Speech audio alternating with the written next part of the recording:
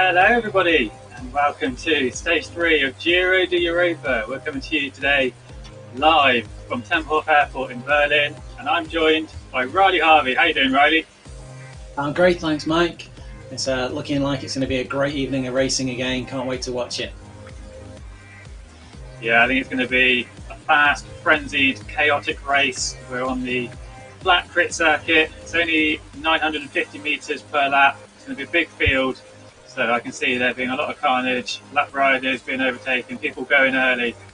So yeah, looking forward to it. It's going to be a tough one. So let's just recap the courses that we've had this week so far. Cap Mentor was stage 1. That seems like a long time ago. The Ronda yesterday, 17.8 kilometres. Some steep hills there, that 20% gradient at the Paterberg. Tempelhof Airport tonight then. The longest stage of the event, 23.9 kilometres, but also the flattest. Off to Pienza tomorrow and Dirty Riva on Friday. So Riley, I know you've been doing your recon rides, you've been around Tempelhof a few times. Give us an overview. Well, Tempelhof Airport, it was a commercial airport up until 2008 when it closed. One of the biggest in the area, and physically one of the biggest as well. It was listed as one of the 20 biggest airports in the world, one of the 20 biggest buildings, but it's not the building that we're interested in, it's the runways and the aprons that are outside the building. They played host to the Formula E Championship and also the 8-bar Criterium, the biggest fixed gear race in Germany. The course, as you say, it's only 1 kilometre long, absolutely pan flat, zero elevation on this course, so the guys will be appreciating that after the elevation, the hills that they've had to encounter these last few races. But it is technical. There's 8 curves on this course and almost all of them will activate the auto braking and RGT, so there's going to be a heck of a lot of watching those power numbers for wasted effort, and there's going to be a lot of sprinting out of these corners. You're going to have to watch as those lead riders accelerate coming out of the corners to make sure that you stay on the wheels and get into that draft. It's going to be a series of hit efforts, really difficult to keep up with, and you've got to watch for that elastic being snapped at every point. Yeah, we saw some of that in the first 2 races of the day, the early morning slot and the midday slot. So we'll take you through those now. Stay together a lot more compared to those earlier races, the flatter terrain allowing groups to stay on the road. We saw Alistair McAlpine, Andrzej Kajewski, Martin Skudlarek again in this early slot, but it was Warren G, the SDW Wasps, who took the win just ahead of Estonian rider Radiator. And then in the midday slot, a large field. We are competing against the West London 13 race series, so a few riders opting to get into this midday slot. And we saw a good performance by the ODZ teams, Joey Dalport staying with the group into the top 10. But it was David Daly who went with over 1 kilometre to go, went early, tried to lead it out. He did really well. You can see him there, forcing those gaps. It was a fierce ride, but he got caught in the final corner, and Walter Clace and the Moon Riders team did a fantastic team effort, and Clace delivered on the line. So there we go, there's race 1, Warren G at the top there, 35 minutes 48. You can see it was pretty close between that top 5, 1.4 seconds. And then in race 2, as I mentioned, Walter Clace for the Moon Riders, Scott Carey in 5th, Stefan O'Day in 8th, and Francois Eicher in 12th. 4 riders for the Moon Riders in the front pack. Sam Kimber, our winner of the midday race on Monday and Tuesday, finishing 6th today, nicely in that front pack, but you can see how they were 2 minutes quicker. That just shows how fierce the racing was. So let's have a look in a second, and we'll look at the overall leaderboard. Any standout performances there that we should have made sure we highlight, Riley? Well, I think the fact that the Moon Riders worked together and Woods Clace coming over to take that win, it was interesting, but you've got to look at David Daly. He's been performing every day in this series. Not really been up there in the first places. It's been kind of third, I think, in most events in a smaller field where there's not been a great draft. Been getting some really fantastic times in, but to go with that sort of a distance today and really make a race of it, he had everyone chasing him, and for a little while it looked like he was going to make it stick. it must be very demoralising to get caught so close to the finish line though. Yeah, I spoke to him afterwards. He was kicking himself that he managed to stay away for so long and get caught in the last 100 metres. But here's the overall leaderboard then after those early races. James Melville currently in the lead, just ahead of Walter Clayton, Sam Kimber, Johnson Moon fourth and David Daly in fifth. So 2-minute lead for Melville, but it's still pretty close. Lots of opportunities for riders to switch around. Perhaps not so much tonight because it is a flatter course, but with the 2 Helio courses to come in Pienza and Dirty River, I do expect a lot more changes in this overall leaderboard. Right, I'm going to get myself ready, and Riley, I know you've got an update on your rider of the day from yesterday and who's won our mug as well. Yeah, so as everyone knows, we're giving away prizes during this series. We're lucky enough to have hooked up with Element and have some of their hydration powders. They're a fantastic powder. We're giving away packs of 30. They're a retail value of around about £45 to the winners of that Riley's Rider competition. After the event, I'm suggesting a few riders, but we're encouraging as many people as possible to go to the Facebook pages, vote for the rider that they feel has been the most combative, the most interesting to watch. Yesterday, that turned out to be a fairly cut and dry one, with Francois Rijker really getting a lot of opinion, garnering a lot of votes there. There were everyone else in the list got plenty of votes as well, but it was Francois that seemed to be the standout rider there. We're also drawing from the complete list of finishers for the day for a Giro d'Europa mug. It's a piece of memorabilia for everyone to keep, so a reminder of the event, the series that they've taken part in. It's not just for the winners of the events, it's for anyone that takes part in the event and completes the course, but you do have to register on the Google forms for us to know who you are and to know your details to make sure we can get these prizes out to you. The Giro d'Europa mug went yesterday to Alistair McAlpine, and I'm really looking forward to him getting that out and enjoying it, getting some photographs back from him, having a brew in his mug. Anyone that isn't lucky enough to win one of those mugs during the competition can go over to vcyclingnews.co.uk, that's vcyclingnews.co.uk, and buy themselves one. It's what I'm going to have to do. I'm looking forward to getting that and enjoying my brews out of it. But we're back to the racing now, warming up in the pen, and just about to hear the gun go and for the rider to get off. You can see all the power levels turning red there as the riders really crank it up on the start line, nobody wanting to get left behind. And we've got Henite Trains, one of the first riders going off the line there. You can see Paul Padell in the mix there in the front group. Can't see who's quite just breaking away at the front at this moment. You can see James Ogilvie back there. I think that's Rob Miller in there as well. Ryan Deadpool and Friday Crits there out on the front. And at any time that we've got the power numbers showing up there on the top left hand corner, if you look for when they're going red, that's when the riders are either bumping into the back of another rider and auto braking's being applied, or they're entering into a tight corner and the system is bringing their speed down, and it's showing that, it's indicating that by making the power numbers go red. We're here with Will Stone at the moment. It's just dropped back into 11th position, 12th position after a couple of technical corners there. Will's a fantastically strong rider, loves taking part in the Monday night TTs. You can expect to see a good sustained power output for him throughout the whole of this race. He has recently been suffering from an injury though. He's been off the bike for a little while and lost some of the power that he has, and it is displayed in early races in the season. With Togeem here, see Togeem there, he's having to power 400 watts. It's not an easy race, this one. This is one way you are putting in sustained efforts all the way through and trying to push out the corners at the same time.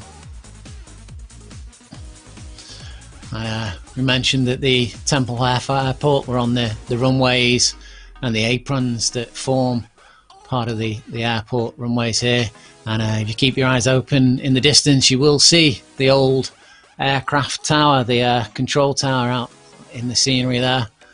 This Henite train goes through to the front. We can see Hederdam in the middle of the picture there, Casper Hederdam putting out 365 watts Hidedam's been fantastic in this season so far. We'll have to see whether he can secure another win for himself tonight. To look through the pack and see, just about to mention Rasmus Feldball there. Rasmus has been at the front of the races as well with Hidedam. We had a little bit of a battle with James Melville last night. Wasn't clear last night. We did think that it was all sewn up for Hidedam, and then James Melville made a fantastic attack on the Paterberg. He dropped Rasmus Feldball, but he couldn't quite catch the Hidedam. Tom Gates there, another rider near the front. He's been taking part in this series from the beginning. Not a favourite fan of the elevation, Tom Gates, but he was hopeful that he'd perform a little bit better on this flatter course, and liking the flat terrain, the more criterium style racing a bit more than the hills. Togim there at the front again. See, Nick Hugar there, another of the Danish riders coming to the front, and Tom Gates, just as I mentioned him, he's popped his head out into the wind there.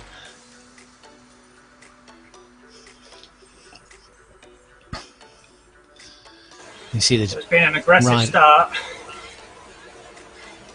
It looks like it's about to settle down a little bit, but there looks to be a pretty big split in this field. Only about 21 or 22 riders in this front group.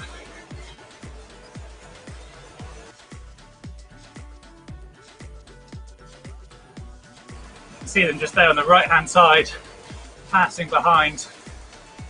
It really has blown early. Yeah, we've already passed some back markers there. Focusing on Angus Smith there, you see his power going up to nearly 600 watts there as he was making an effort, bringing himself towards the front of the pack. There's Nick Hall again taking the lead. As Henite Train comes through in second place. This is one of the softer corners on the course.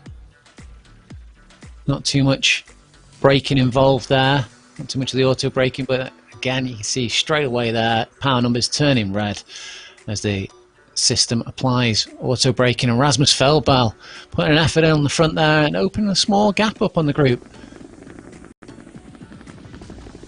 A helicopter shot showing how sharp these corners are and just how much of a gap Rasmus Feldball has opened up there.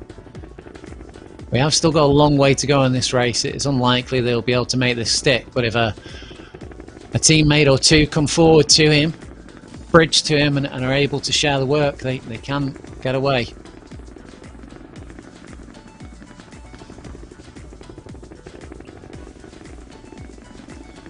So we go under the black marker again.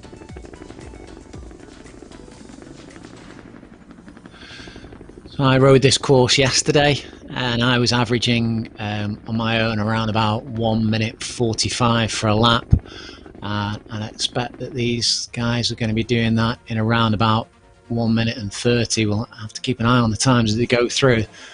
Significantly faster than I. 1 minute 19. 1 minute 19 we're on.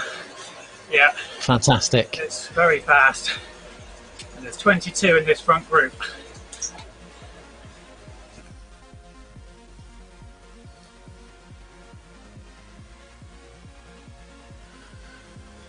So we've had an early selection there. What we might see coming up soon is as we're approaching one of the groups on the road, you may just see one of the riders making a sneaky attack, bridging to one of the back markers on the road, taking a small breather and then going again to try and just break this up again. But you can see easily there how with a rider pushing on the front it is stretching this out.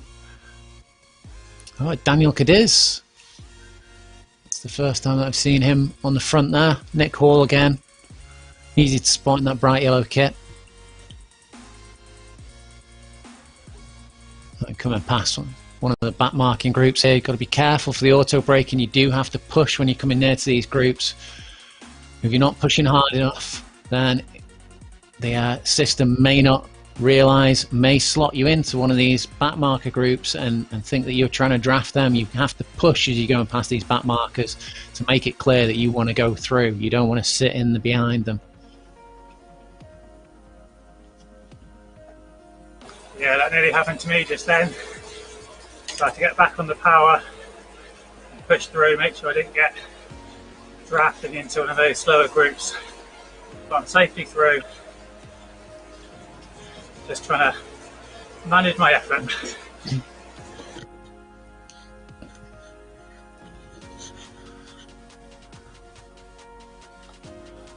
A lot of the lighter riders finding this one of the more difficult courses. Flatter courses do suit generally bigger riders. They're able to push out more watts per kilogram than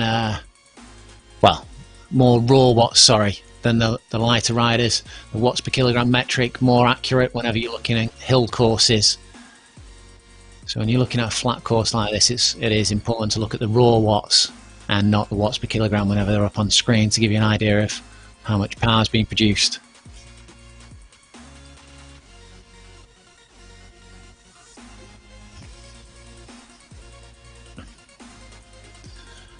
Just keeping an eye on the back of this group now, seeing if we're seeing any of the riders suffering a little bit.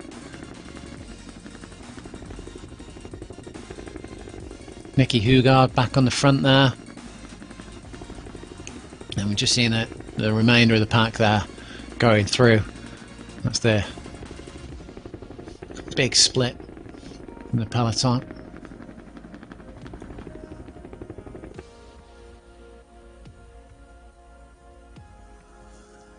We've got the second group on the road there. Yeah, it really is a big split. Surprised at how early it did split and how big. So Jason Flores of ODZ is saying, so what do we feel is the best way to approach the turn here? I'm not sure if he's referencing a particular turn or not. But generally, Jason, I think the opinion is if you've got a good quality trainer with a strong heavyweight flywheel, you can ease off slightly as you're going through the turns and then power straight back on afterwards. You can have a momentary break as you're going through the turns. As I mentioned in my run through, which was on Facebook, it is possible to try and sort of cajole your avatar to the inside line. I'm not skilled enough to do it myself, but I know of riders who can, with a subtly applied bursts of power, they can move their avatar from the outside to the inside of the track, and there is a big difference on hitting the inside of these corners. You do save a lot of time on these bigger packs. When you're pushed out wide on the corners, you can really lose a lot of time getting shoved out wide, and it can force you off the back of the pack very easily.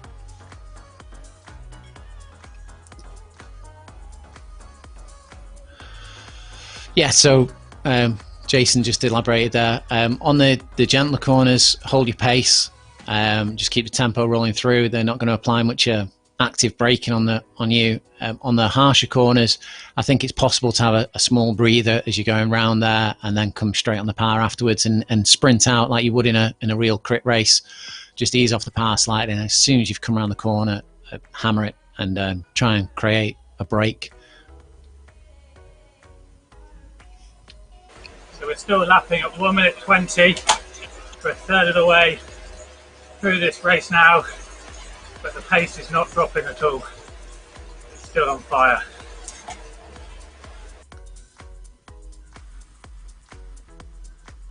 And Tom Gates, who's been our second rider on the road there for some of this week, he's pushing his way forward there. He did say that he was going to enjoy this terrain a little bit more than some of the other racing he's been doing, and it does look like that. He's pushing his way up there into the higher placing positions. You saw him come round tight on that corner, taking the inside track, and it's already moved him up into fourth and second. Daniel Kadir's there in the little 500 kit, hitting the front line. And just a drop back in the second pack on the road here. You can see it is a big group there. Got Gallo on the front. I can see John, by the way, who was commenting on Facebook earlier on that he wasn't looking forward to this race. a lighter rider, fan of the hills, the drawn out climbs like Stelvio, and he's doing pretty well, holding position there, 43rd.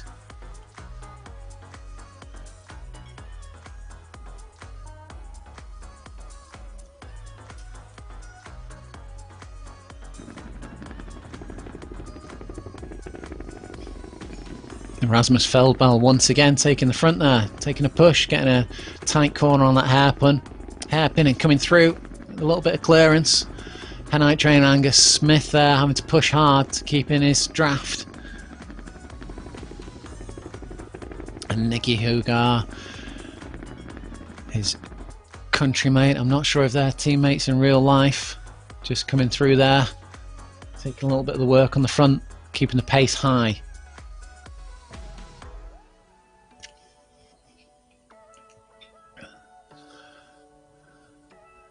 Angus Smith, I think, dropping into Tom Gates' wheel there. He's eased up slightly on the par. Going into this corner. It's Rasmus Feldball again on the front. He's really pushing hard in this race. Keeping the tempo really high.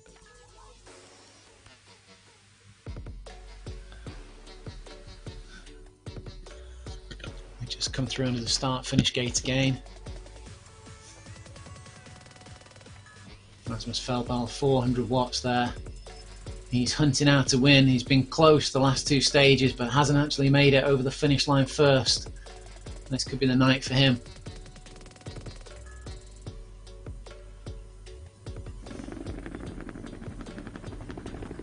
You see he's opened up a little bit of a gap on the group in there. He comes past back marker there, Richter.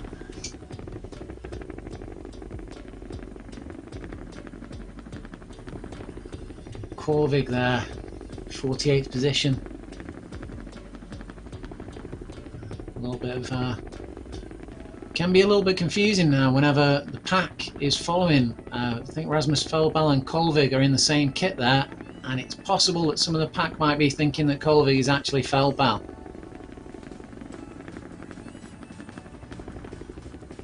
As the front of the pack absorb Colvig, Feldball has opened up a lead of 17 metres here.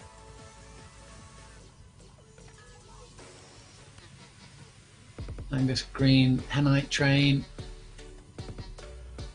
trying to close down that gap.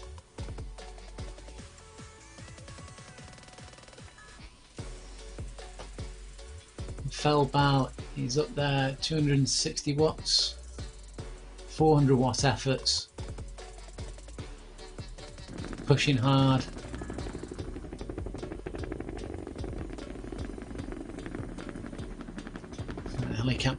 Helicopter cam view there, giving you a good idea of where the gapping is. Just gives you an idea of how technical this course is as well.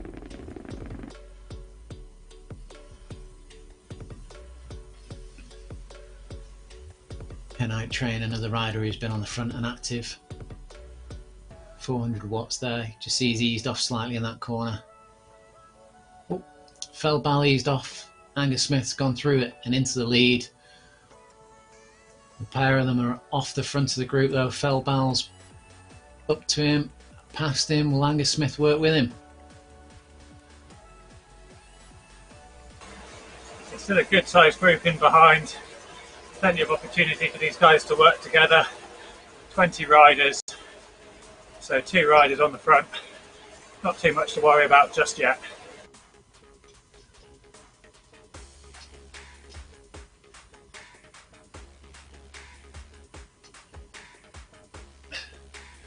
I just saw Tammy Brimmer's avatar in the course there. Tammy Brimmer of TLB Velo Photography is in the course, taking some professional shots tonight of the action. We'll be sharing those on Facebook later on. Anyone who's seen Tammy's work, it really brings the races to life. You'd be easy to forget that you're looking at a virtual race whenever you've seen the shots that she brings. Really brings all of the racing, the avatars, the skyline to life. Captures some great scenery. I think a few of the riders are watching the stream. They're giving us waves, a little bit of showboating. Maybe they're just trying to get one of those photographs from Tammy.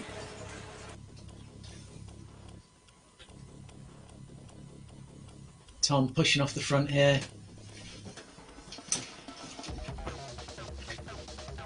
Eager to get himself some screen time. 550 watts. It's very aggressive riding.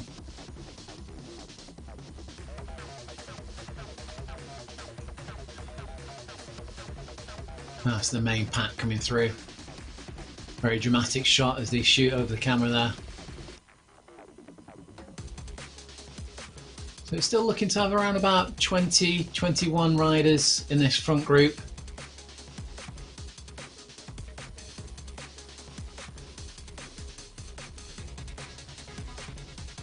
I think our time is going to be close to the midday slot.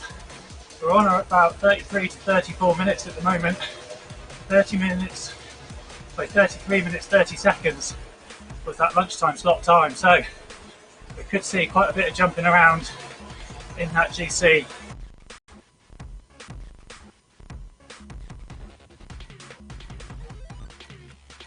There's certainly some good engines in this race pushing it forward. I'm not seeing Heederdam on the front for a little while though. Wonder if he's got more to offer.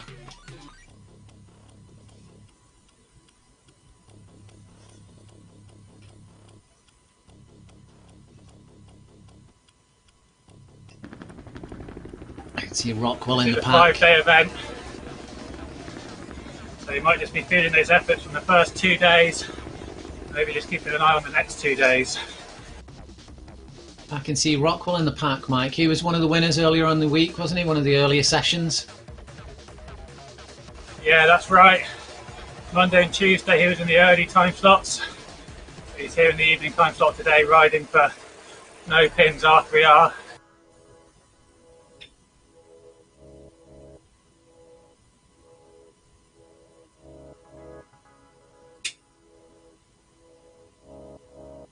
Still waiting for some thinning out of this front group. It's they're sticking together quite well here. Christophe Contant there. Just seen Heederdam's name bouncing around again, so he is tucked away in that group nearer the back, enjoying some of the draft. As Feldbal once again hits the front and breaks the elastic. The front of the group there is not gaining any draft off Feldbal. He's clear by around about 10 meters already. 470 watts there.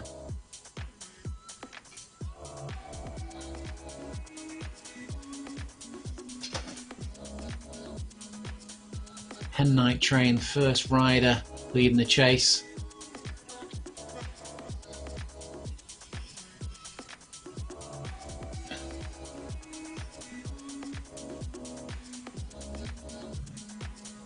It's a big group that's further back on there. You see Feldbal here approaching very quickly onto the group of riders, that big group of riders, and he'll enjoy a brief respite there as he gets to them, and a little bit of drafting advantage as he comes through the field. Wonder if that's part of his tactic. There'll also be a little bit of confusion as he goes through that field because riders won't be 100% sure who they're actually chasing.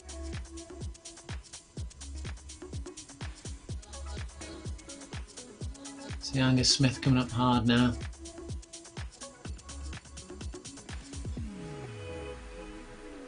Rasmus Feldbal puts in another effort around that hairpin, and he's into that group. He eases slightly. See Rasmus Feldbal, power bar's gone down into the yellow there as he's waiting for the rest of the riders to really put in the chase. Gone around that corner nice and tight on the apex, and he's pushed on again off the front of this group, and he's opened up a gap of 22 meters now to the chasing Angus Smith, as Angus Smith is dealing with some of the back markers.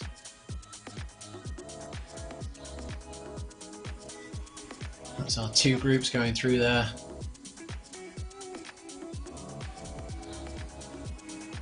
Let's see the Angus Smith, Toe Green, Hen Night Train. They've gradually caught up with Rasmus Feldbal as Daniel Cadiz has taken the lead of the race. 8.3 kilometers still to go. That was tough. Had to really push through that pack to avoid getting caught up.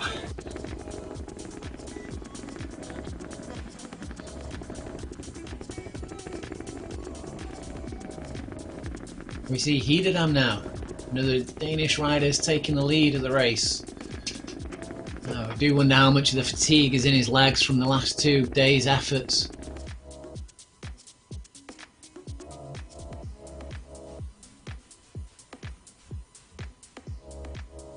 So I was talking to one of his teammates the other day, and they said that he is in the form of his life, absolutely flying at the moment, and it can be seen as he's taking these races by the scruff of the neck.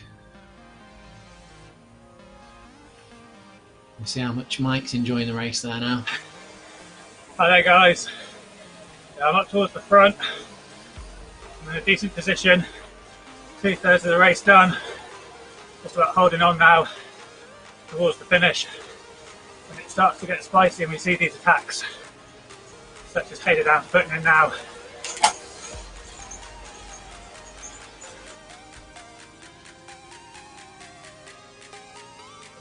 Hederdam, Nicky Hugar, his countryman on his wheel there. You've got Gavash just behind, Daniel Cadiz as well. Nick Hall pushing forward a little bit, seeing the danger from these 2 riders on the front. Making sure he's well positioned. Casper Hederdam once again at the front of the race.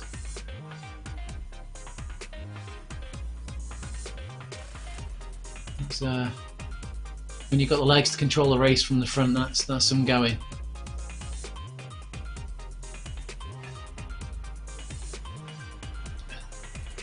Daniel Cadiz comes through over another back marker, round a tight hairpin as we head towards the start-finish straight once again.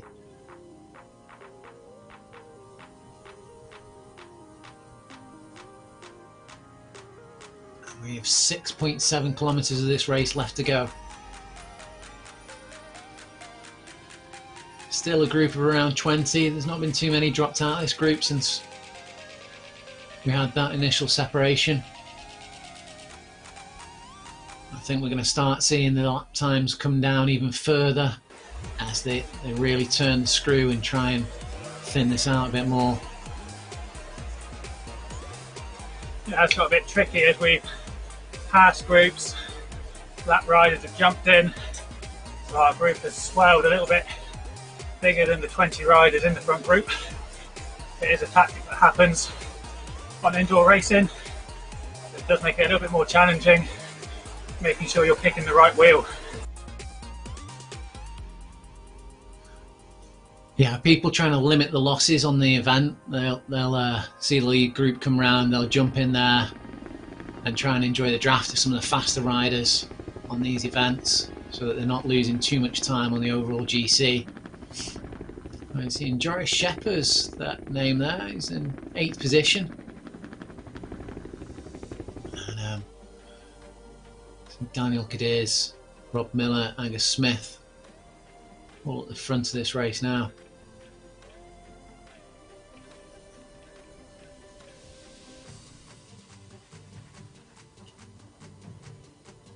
.6 kilometres left to go. It's only 5 laps. And at just over a minute a lap, that's not much time at all. Toe Green hitting the front there. Spanish rider.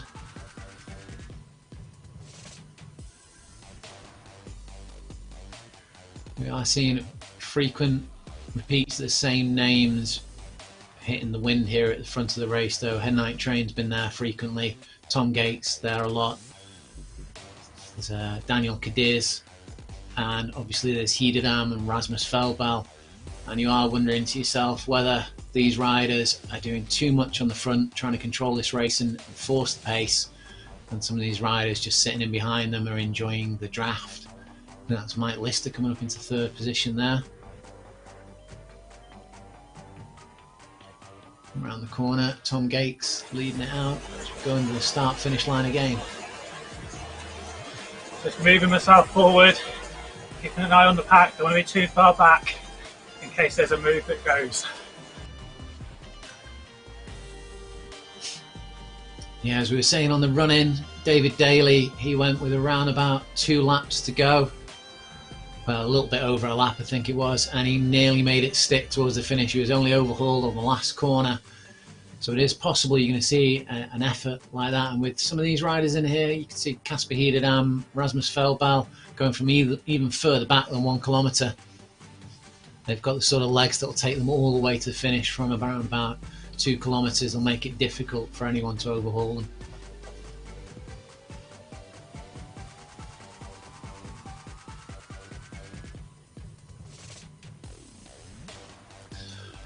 And that's our course. We're seeing at Tempelhof Airport.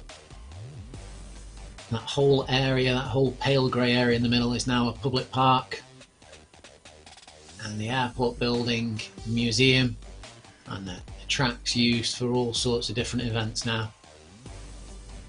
Wouldn't be surprised if the German version of Top Gear is held over there. As Hederdam once again forces himself to the front with Daniel Cadiz, watching him carefully. And Roubaix coming through there as well, Nick Hall.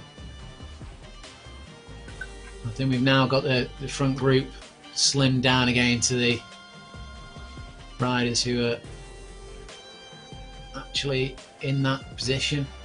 Hederdam's shot off in the front there. He's put an effort in. That last lap was 1 minute 23, so I thought it was slowing down a bit, but Hederdam is now going 3.4 kilometres out. Now this is going to be a long way for any rider to take it, but we have seen Hederdam put in some fantastic efforts on the races so far. He's just run off the front and demoralised the entire pack. I wonder whether he's using this as a little bit of a tactic tonight to draw out some of the riders and make them do the work, going a little bit earlier than he perhaps would do to get these riders rushing to catch him, easing off, enjoying their draft, and then going again. Mike Garwood in the pack there. Sorry, Marcus Garwood.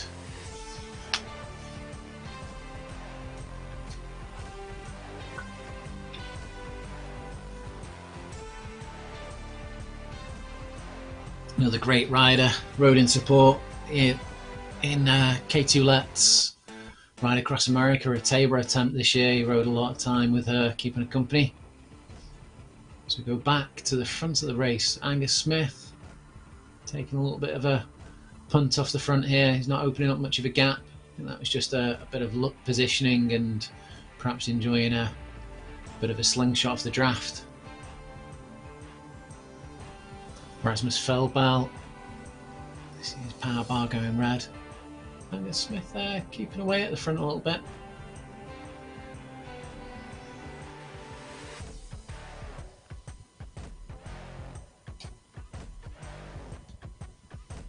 You can judge on the avatar whenever the legs stop pedaling if they've got a cadence sensor on the turbo trainer. It is fairly accurate as to when the riders are pushing and when they're not.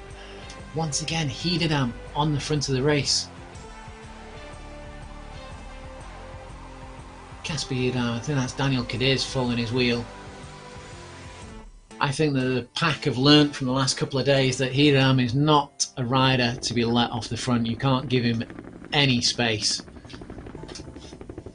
Toe Green coming through there. I've not seen Tom Gates on the front for a little while.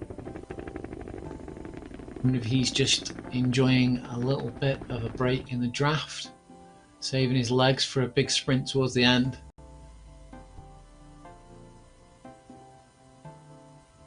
It's the first time we've seen Anthony Dubray highlighted, back in 16th position at the moment, pushing out 470 watts there to keep his positioning. Hit another sharp left-hand corner.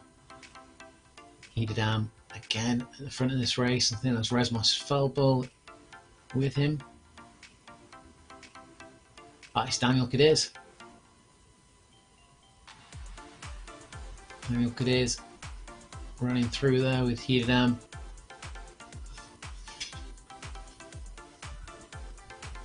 Rasmus Feldbal just back in third wheel. Angus Smith watching them like a hawk. And we are beginning to see that as we go around each of these corners that the pack is stringing out a little bit more each time. I don't think it's too long before we start losing a few more riders off the back of this pack. That being said, there is only 900 metres of the race left to go, so we are expecting it to light up at any moment now. Toe Green taking the front. Daniel Cadiz running through. Only takes a nice line in the corner here for one of the riders to slingshot forwards. Hidadam back on the front of this race. Cadiz through into first. 550 metres left of this race. Hidadam second wheel with Felbal. Will this be Felbal's first win in the series? He's been close. He's throwing all his cards on the table. He's overtaken Cadiz there. Felbal has gone sprinting. He is firing the power down. Up at 740 watts there. Will the group be able to reel him back in? He's only got 160 metres left to go. It's not looking likely. Mike Lister into the last corner, putting all his effort in. Mike Lister coming up fast. See Toe Green there coming through. Felbal takes it. Felbal, Toe Green, Angus Smith and Mike Lister. Tom Gates coming through in 5th position. Fantastic racing, very closely bunched at the end there. Riders paced that very well to take it all the way to the end. Hidadam back in 7th position there, but he won't have lost any time at all with that finish. Very respectable, as will Rockwell, Nick Hall there. A little bit back further down the course here, we're back in 49th position with Dan. You can see ahead of him there's Lee Marshall in 30th. I think we must have had some lapping already there between these groupings. We've got Robin Sanderson, 31st position, Alsop.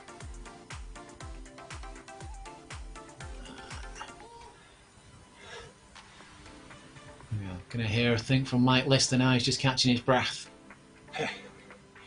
Yeah, so that was a good finish. Didn't go quite as the rule book, we thought it would go a little bit earlier. Bad Bull pulling off with about 600 to go. I nearly caught him just before the penultimate corner, but it wasn't quite to be. And then Jeem and Smith just managed to overhaul me on the run into the line. Good result for Tom Gates up there in 5th. We know he was looking forward to this race. E.K. Nixon in 6th, Hidadam in 7th. Big numbers there again, that 4.8 for Feldbau, 4.7, 4.7. So decent numbers. Tom Gates 3.8. Efficient riding by him. Jim Ogilvie up there in 14th. And Henout Train for ODZ just ahead of him in 13th. Good performances by those guys. So yeah, 20 riders just over in that front group, managed to stick together. I'm just going to catch my breath a minute, and in a second we will see what's happened to the overall standings. So the race is still going on. We've got the positions here. We've got Alsop and Robin Sanderson fighting together there. 70 metres left to go. Robin Sanderson putting in a late sprint, trying to catch Alsop, and Alsop just holds it over the line. Ryan Deadpool of the Friday Crip coming in now. He's got a big group chasing him. It looks like he's going to hold it to the line. Well done, Ryan. I know he was looking to get some screen time tonight. He's been watching and following. So, Ryan, there you go. There's your screen time. Thanks a lot for tuning in.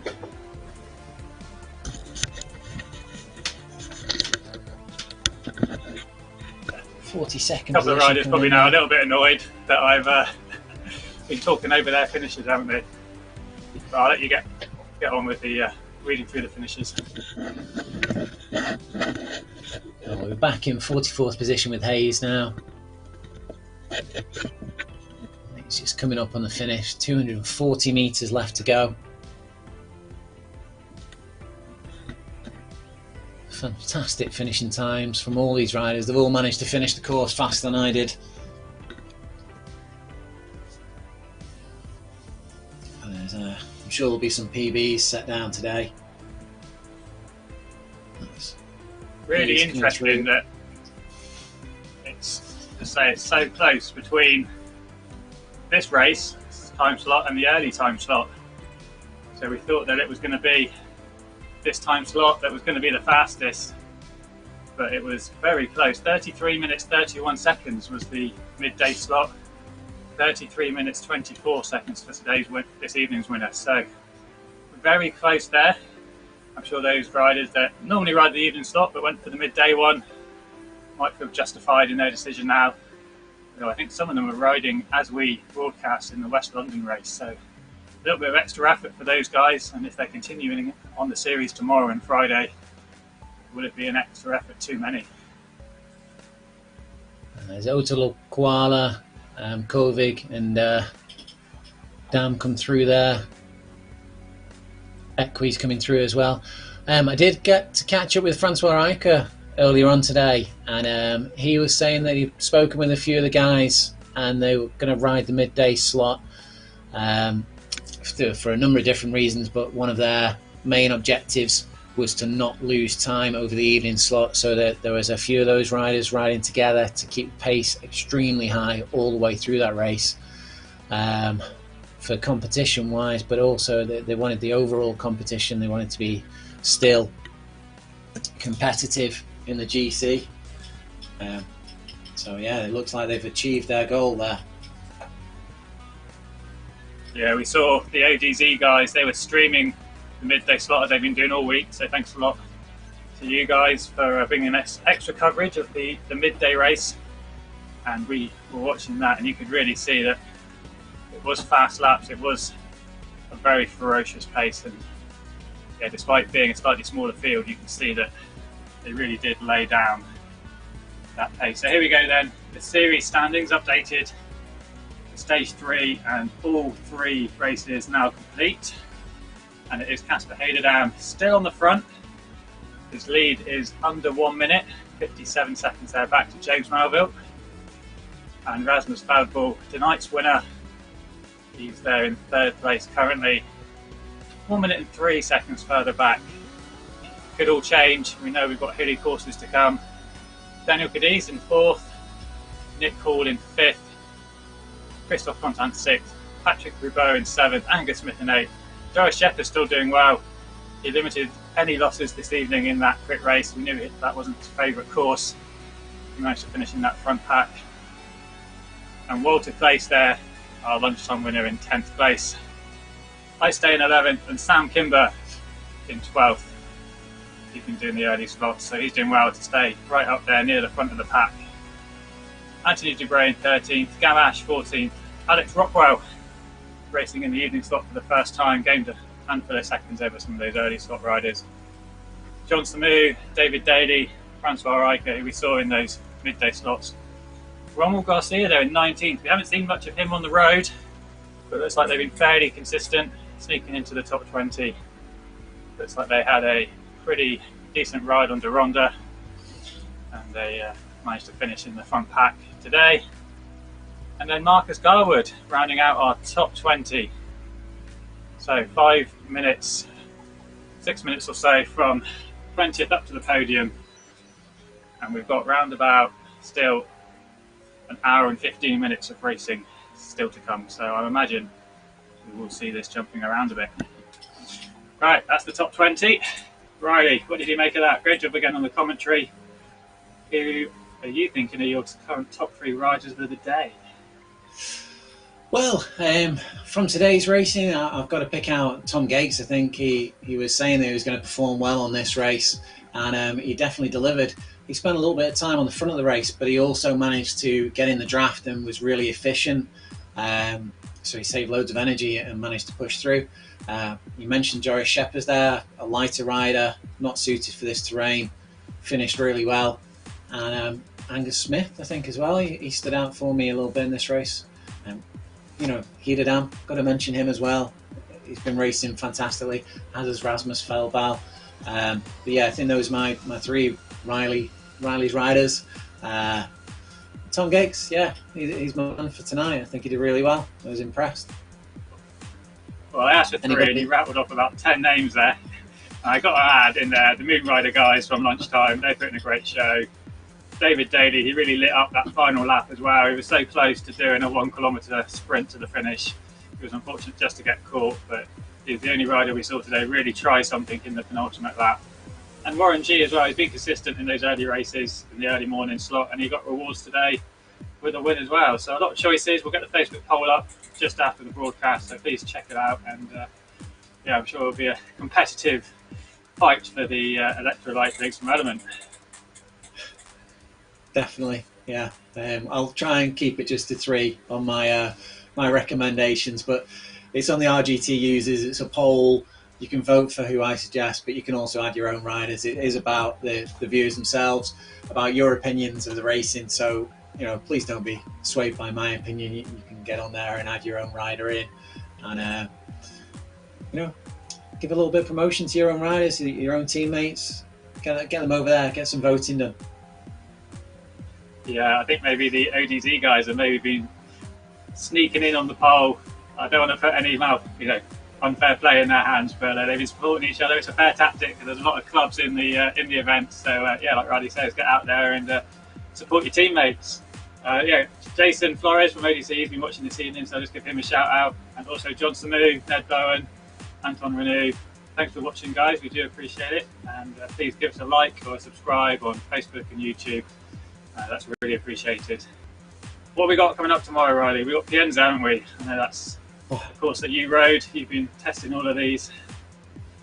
Yeah, Pienza, it's a beautiful course. I've been riding all the courses as a sportive, ahead of the professional riders. So Pienza, one of my favourite courses on RGT, after Formentor. It's probably my top one.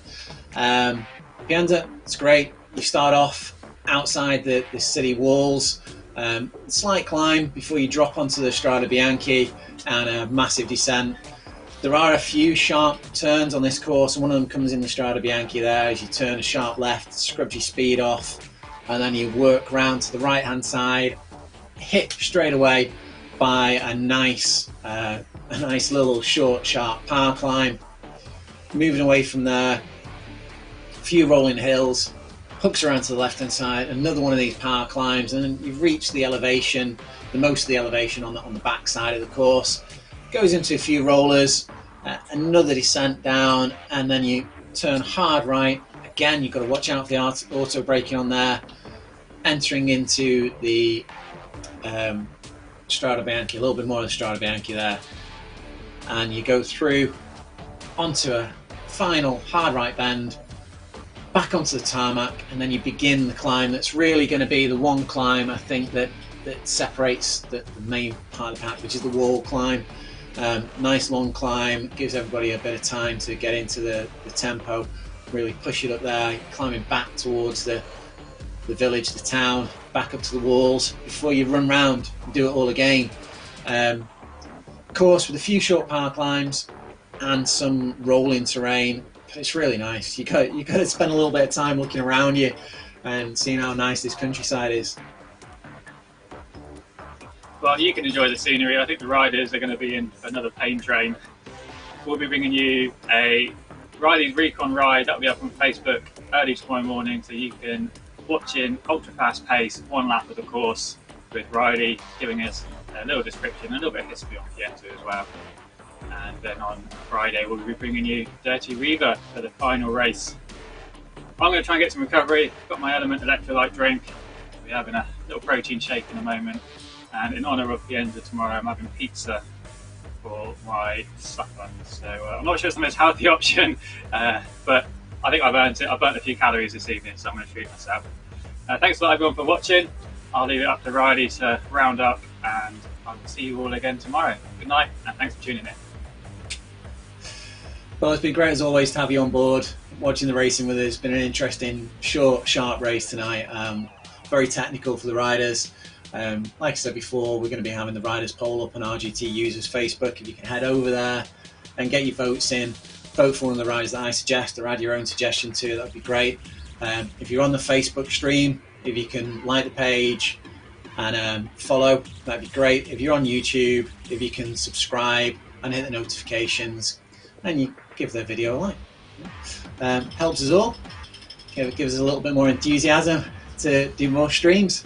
Prizes up for grabs are the Element hydration powders, which are a fantastic product.